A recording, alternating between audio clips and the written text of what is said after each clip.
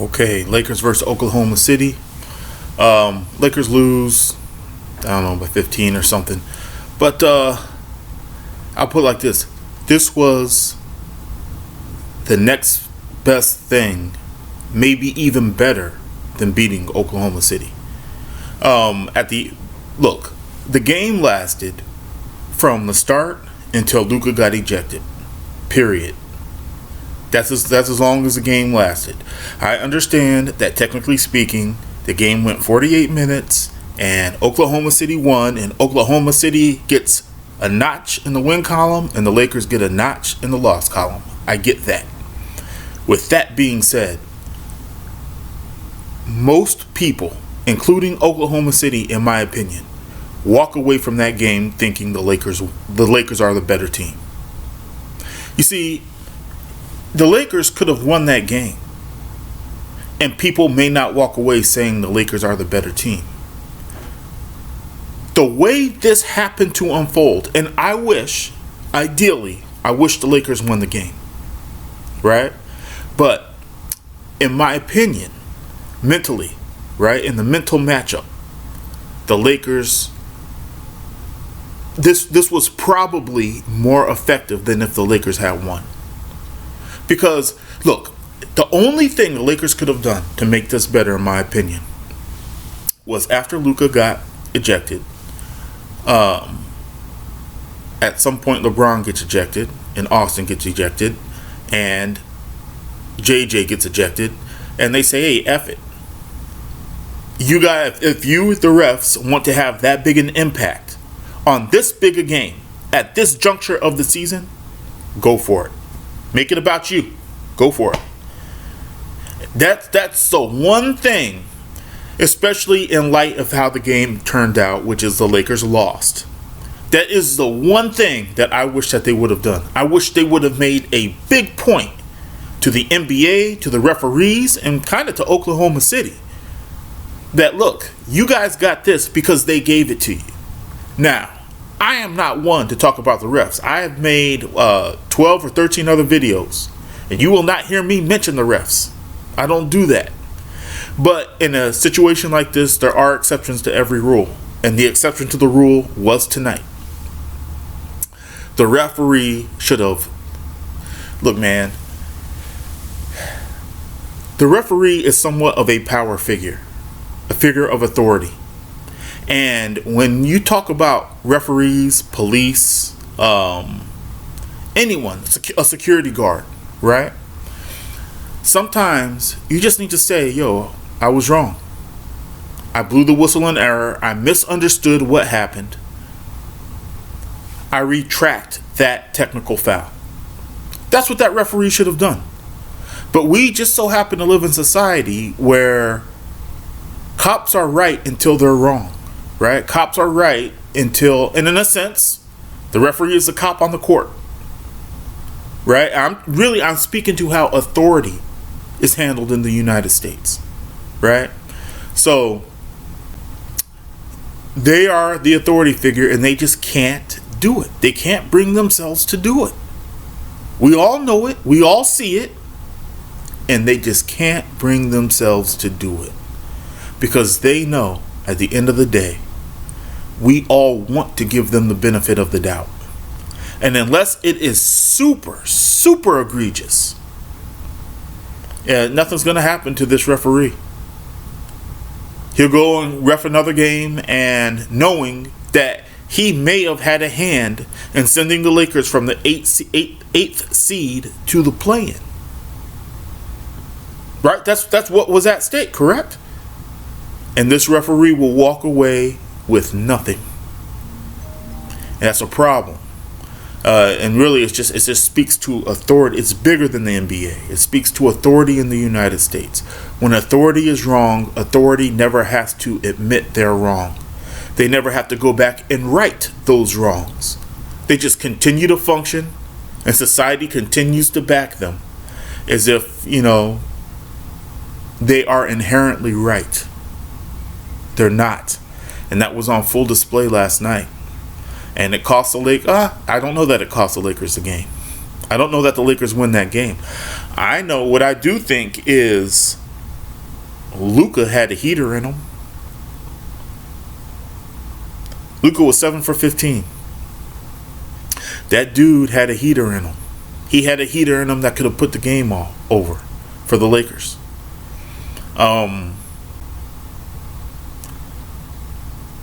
So, just strictly speaking of the game, I disregard the first half.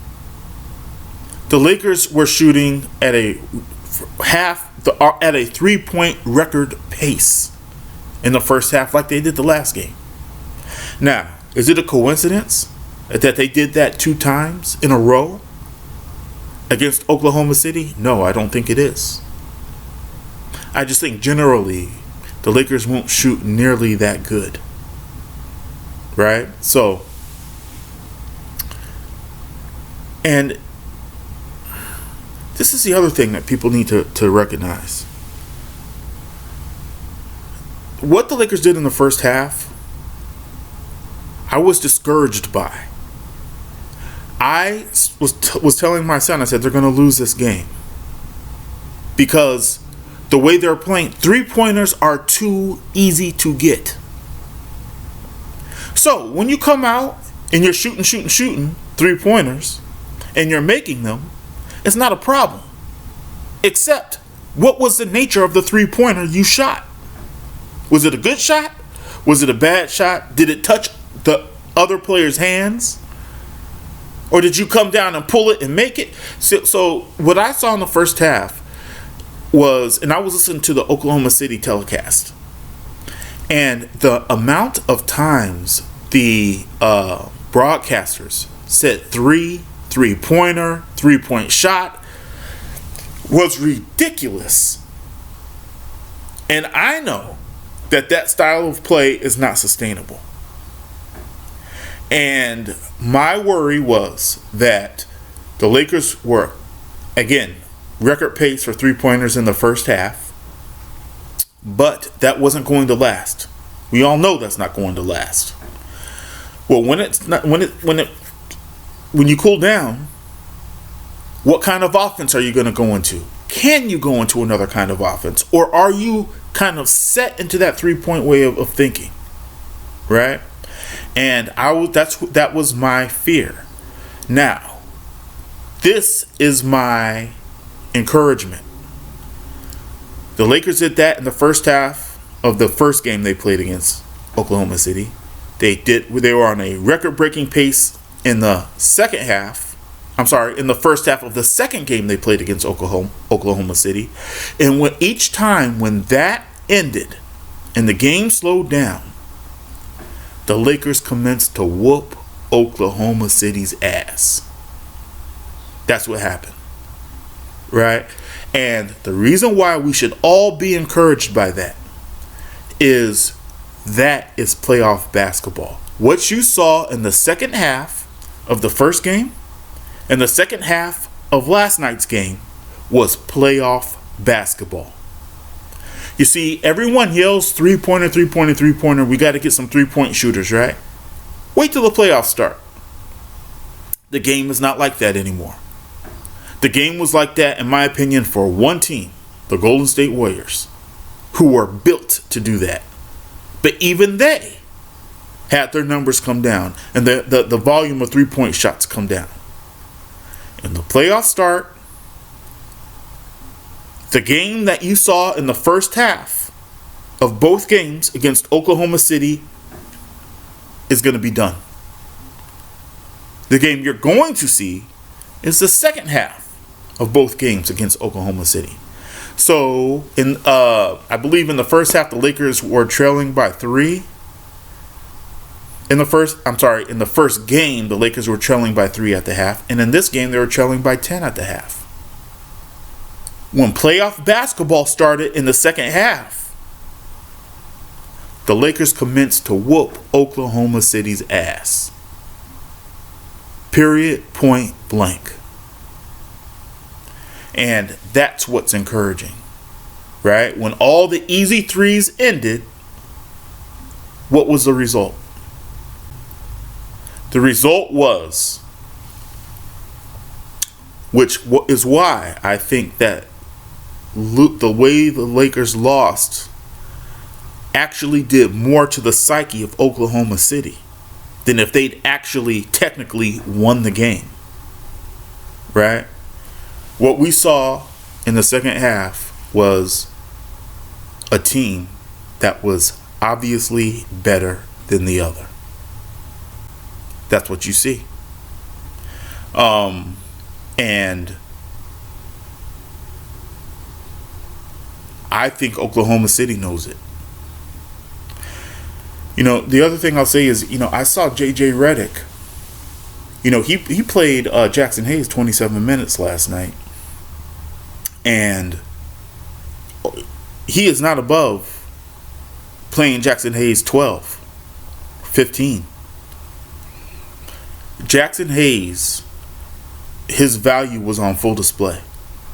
I don't care how many points he scored. His ability to rebound in traffic and the fact he's 7 foot something is it's a bonus for the Lakers. It gets them. See, I said this last video. Rebounds are defense.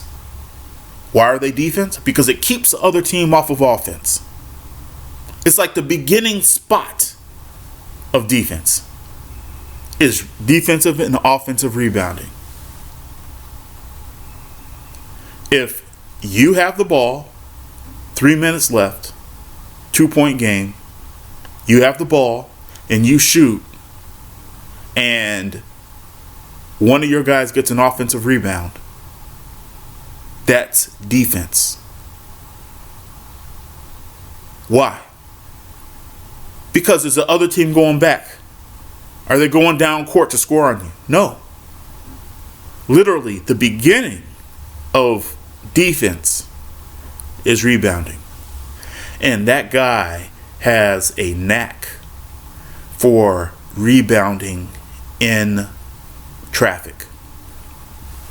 And when he was out, there was a stretch where Oklahoma City was offensive rebounding like crazy. And again, that is on J.J. Redick. Look, if the Lakers could get rid of stretches of just dumb crap, man, like stretches where the other team just gets 3-4 shots, 3-4 cracks at scoring, right? Stretches where the Lakers just throw the ball away. Just flippantly throw the ball away. No, they don't value the ball or the possession. And they throw the ball. If the Lakers could, if J.J. Redick could tighten that up, man, this team could win the championship. But, you got to recognize what your flaws are.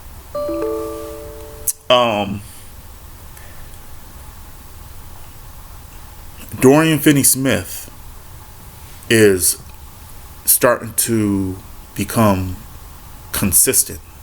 You know what it is? Dorian Finney-Smith knows his role, and the team knows his role, and they give him that role. And when they pass it to him, they expect him to excel in that role. That dude is a 3-point shooter. You almost feel like every time it's going in. That's all you want. I don't care if he shoots 50% from 3. I don't care if he shoots 45. I don't care if he shoots 40% from 3. I think he's a 38% 3-point shooter. But the spot he's catching his 3-point shot in, the spot that he's shooting from, great shots. Again, I'm not a 3-point guy. I think it's overused. I think it's overpraised. It's overvalued.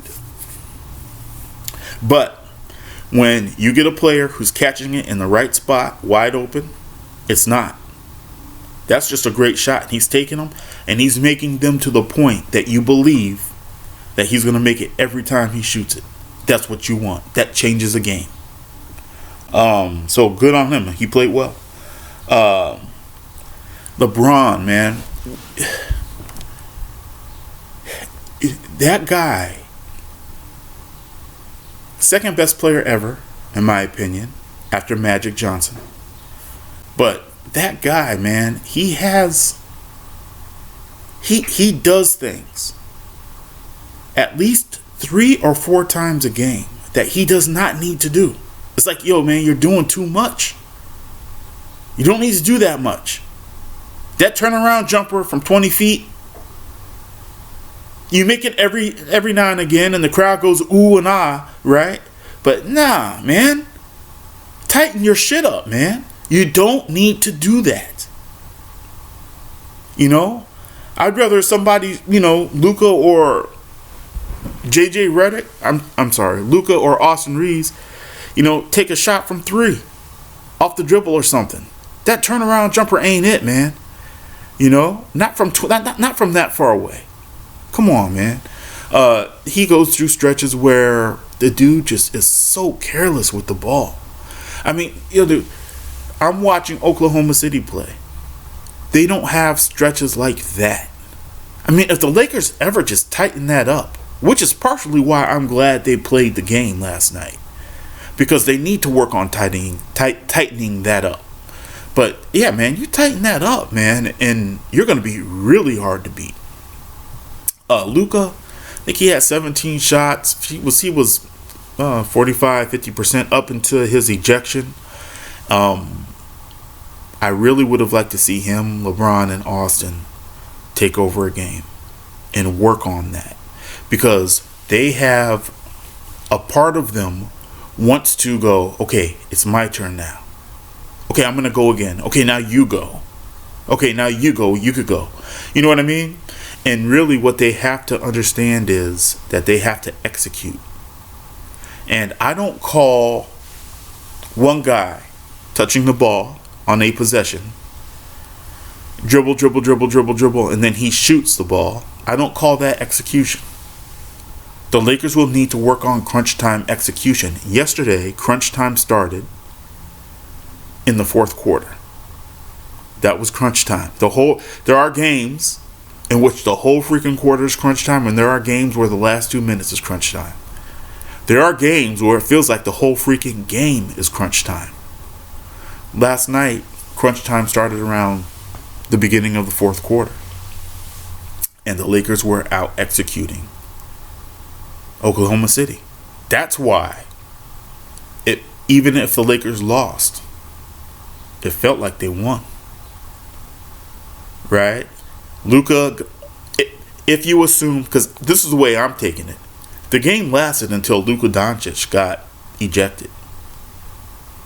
If Oklahoma City loses Jalen Williams, or they lose Shai Gilgeous-Alexander, is anyone going to look at that game and say, the Lakers beat them? No, they're going to put context on it. They're going to say the Lakers beat them, but Shai Gilgeous-Alexander was injured or didn't play the fourth quarter. The Lakers beat them, but Jalen Williams didn't play the fourth quarter. They're going to put context on it. And if you put context on this game, the Lakers beat them. That's what everyone is going to walk away from. And if they don't walk away saying the Lakers beat them, they're going to walk away saying the Lakers could beat them. Or they're going to walk away saying, if I had to put money on a 7-game series between these two teams, I'm taking the Lakers. No matter how you slice it and dice it, no matter how you choose to think about it, the general consensus, my objective opinion, is that the general consensus is going to say the Lakers could beat this team, or the Lakers probably will beat this team, or the Lakers are a better team, or something along those lines. So, that's going to stick with OKC. I will say, though, the Lakers still have work to do. They need to win 2 more games. Or they need to watch the standings and see what's going on with these other teams. I saw Minnesota lost last night. So that's one team that kind of falls away. So anyway, they need to stay on it.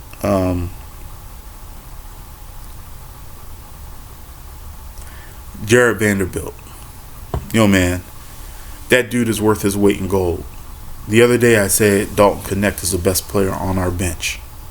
Even though he's not getting time, he's the best player on our bench. The most effective player on our bench is Jared Vanderbilt. It's not even close. That dude does stuff on the court that I know makes opposing teams hate him. He is really effective. He got a technical he didn't deserve. See, that's the other thing, man. The Lakers gave them 3 points, or the refs gave them 3 points they should not have had. In a game like this, 3 points is huge. And the refs gave them 3 points and the ejection of Luka. Jared Vanderbilt is, I said the X factors on the team were Luka and Dalton. I'm sorry. I said the X factors on the team were Austin Reeves and Dalton Connect. Add Jared Vanderbilt to that. When that guy comes in and when he's playing and when he gets the ball in his spots where he's comfortable, man, that dude is a killer, man. He is a killer. And I'll say this. He has the ability to dwarf bigger guys. Right? Like that big, tall dude on OKC, what's his name? Chet Holmgren. Yo, he punked Chet Holmgren. He made Chet Holmgren at times look small. That dude is just strong, wiry, long, athletic. Gets you multiple possessions. Rebounds his butt off. Again, he's the closest thing to Dennis Rodman I've seen in the NBA since Dennis Rodman retired. So good on him. So the one thing I want to say regarding JJ Redick is, dude, you need a center on the court. You played I saw when you put Jackson Hayes in. You take him out, and then first thing I say is, yo, man, he has no center in. And it's not to say the Lakers can't play quote unquote small, right? Even though their small is kind of big, which I like that. I didn't see much of him playing Jordan Goodwin and Gabe Vincent together, which is good. Bigger is always better in the NBA, period. Right? But the fact that we don't have a center to put in the game, so that we don't have those stretches where they're rebounding on us, just rebounding on us, and getting get rid of those stretches. Get rid of the stretches in which you have 3 or 4 turnovers in 2 minutes. Get rid of that. Get that out of your system. Right? There are a handful of just like things the Lakers, if the Lakers ever just got out of their system, the victories in the amount of strain and stress you're putting on yourself would be so much less. You have a much better chance of getting a victory. And they just, one of those things is, and it's on JJ, over the course of the year, you should have cultivated another center. A guy that you could put in, and it's a slightly different look than a Jackson Hayes. Maybe he is not a huge lob threat. Maybe he's just a great position defender. Maybe he just gobbles up every freaking rebound around the rim. I'm thinking more Trey Jameson. Christian Coloco is similar to Jackson Hayes. Trey Jameson is a different look. He's the guy you put in to play great position defense and to get every rebound that comes within his radius. That's Trey Jameson. And I just feel like at this point in the season, almost, hey man, shame on you for not getting the team ready. Right? It's a very good possibility you see Denver, and Jokic is a problem. And we also know Rob Pelinka is not going to get up off his hands. He's going to sit on his hands until it's absolutely necessary to quell fan disapproval and then he's gonna do something. He's gonna go and do something to kill the bloodlust from his inaction, and hopefully it appeases everybody. That's how he moves, man. He don't move until he absolutely has to.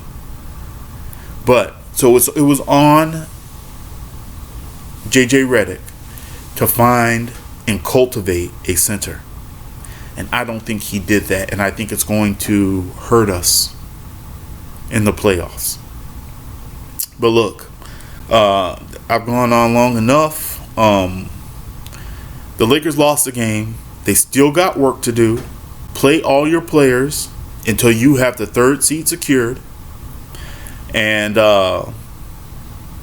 again, up until Luka was ejected, which is all that's going to account for. All that's going to count is up to when Luka was ejected. And myself, Laker fans, Oklahoma City fans, the rest of the NBA, and in particular, Oklahoma City Thunder, will look at this game and wish they'd beaten Luka and the Lakers on full tilt. They didn't. The Lakers beat them until the Lakers' first or second best player, 1A or 1B player, was ejected. Up until that point, the Lakers won. And that's going to be the takeaway from this game.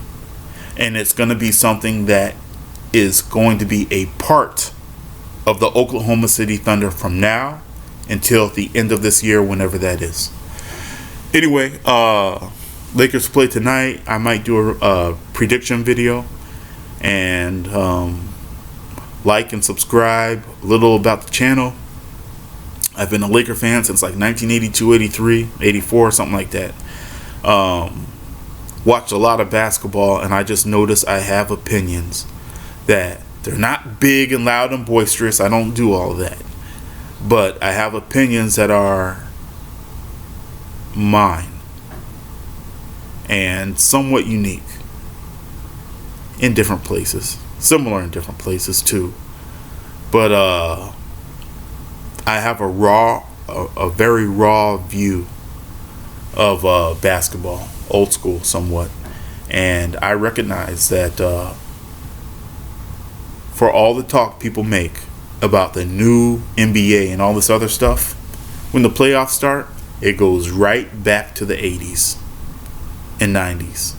That's where the games go, right? Scoring comes down, three-point shooting comes down, defense ramps up. When the stakes are high, everything is on the table.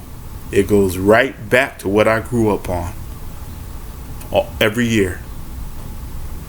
You know, unless one team is significantly better than the other. Anyway, yeah, I'm Nicholas Dane. This is Pure Uncut Lakers. Please like and subscribe, and I'll see you next time.